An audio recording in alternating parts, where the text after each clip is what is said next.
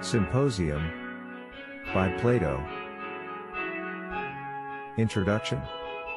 Of all the works of Plato, the Symposium is the most perfect in form, and may be truly thought to contain more than any commentator has ever dreamed of, or, as Goethe said of one of his own writings, more than the author himself knew. For in philosophy as in prophecy, glimpses of the future may often be conveyed in words which could hardly have been understood or interpreted at the time when they were uttered, compare Symp, which were wiser than the writer of them meant, and could not have been expressed by him if he had been interrogated about them. Yet Plato was not a mystic, nor in any degree affected by the Eastern influences which afterwards overspread the Alexandrian world. He was not an enthusiast or a sentimentalist, but one who aspired only to see reasoned truth, and whose thoughts are clearly explained in his language. There is no foreign element either of Egypt or of Asia to be found in his writings. And more than any other Platonic work, the Symposium is Greek both in style and subject, having a beauty as of a statue, while the companion dialogue of the Phaedrus is marked by a sort of Gothic irregularity. More too than in any other of his dialogues, Plato is emancipated from former philosophies. The genius of Greek art seems to triumph over the traditions of Pythagorean, Eleatic, or Megarian systems, and the old quarrel of poetry and philosophy has at least a superficial reconcilement. Rep. An unknown person who had heard of the discourses in praise of love spoken by Socrates and others at the banquet of Agathon is desirous of having an authentic account of them, which he thinks that he can obtain from Apollodorus, the same excitable, or rather mad friend of Socrates, who is afterwards introduced in the Phaedo. He had imagined that the discourses were recent. There he is mistaken, but they are still fresh in the memory of his informant, who had just been repeating them to Glaucon, and is quite prepared to have another rehearsal of them in a walk from the Piraeus to Athens. Although he had not been present himself, he had heard them from the best authority.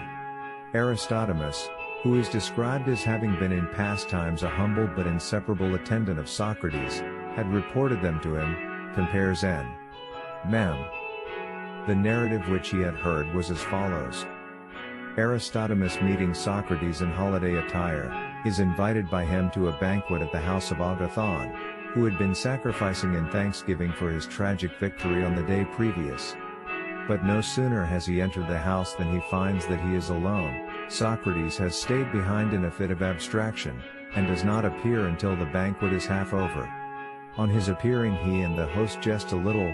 The question is then asked by Pausanias, one of the guests, what shall they do about drinking? As they had been all well drunk on the day before, and drinking on 2 successive days is such a bad thing. This is confirmed by the authority of Eryximachus the physician, who further proposes that instead of listening to the flute girl and her noise, they shall make speeches in honor of love, one after another, going from left to right in the order in which they are reclining at the table. All of them agree to this proposal, and Phaedrus, who is the father of the idea, which he has previously communicated to Eryximachus, begins as follows.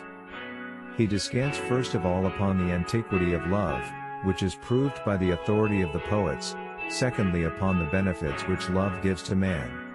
The greatest of these is the sense of honor and dishonor. The lover is ashamed to be seen by the beloved doing or suffering any cowardly or mean act. And a state or army which was made up only of lovers and their loves would be invincible. For love will convert the veriest coward into an inspired hero. And there have been true loves not only of men but of women also.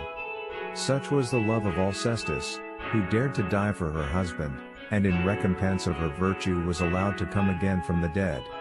But Orpheus, the miserable harper, who went down to Hades alive, that he might bring back his wife, was mocked with an apparition only, and the gods afterwards contrived his death as the punishment of his cowardliness.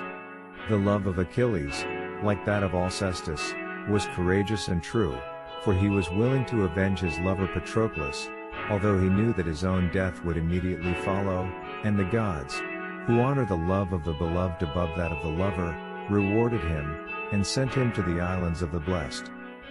Pausanias, who was sitting next, then takes up the tale. He says that Phaedrus should have distinguished the heavenly love from the earthly, before he praised either.